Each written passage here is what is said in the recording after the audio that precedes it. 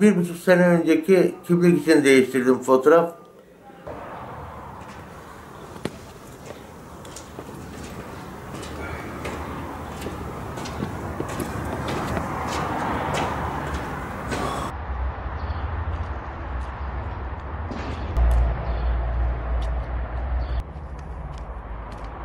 Ercan Dağlı, 1975 Adana doğumluyum. Aile kökenim Gaziantep. Annemin normalde evlilik konusunda da olsun, yaşam konusunda da olsun bir sıkıntılar da yaşadım. Yaşlı bir annem vardı, ona bakardım devamlı. Şu anda bir Dikili tarafında eski bir çiçek fabrikasında kalıyorum. Her tarafta pislik vardı, buraları komple temizledim. Ben bir kaza da geçirdim.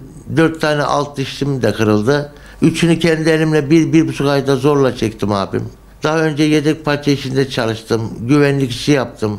Konservatuvara gittim. Sanatla bir takım yakınlıklarım oldu. Maddi sıkıntımdan dolayı 1,5 aydan belli bir banyo edemez duruma bile geldim.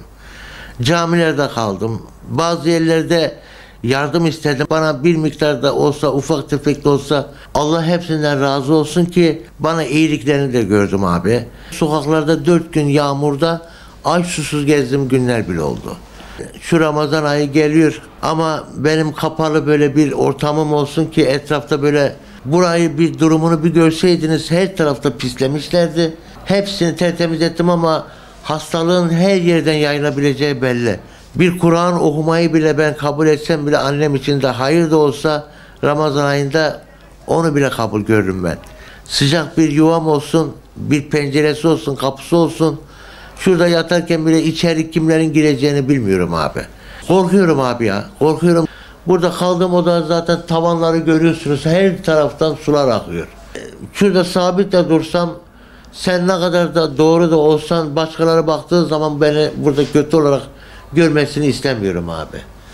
Artık bir şeyleri öğrenmek istiyorum. Bir Kur'an okumayı da olsun. Geçen de eski oturduğum mahalleye bile gittim abi. Komşulara dedim hakkınızı helal edin dedim. Hepsi beni tanınmaz bir duruma düştüğümü. Allah'tan dileyim. Gecenin zaten karanlığında her türlü kötülükler çıkar meydana. Ben böyle kötü bir yerde yatsam, uyusam bile Allah'a sığınırım.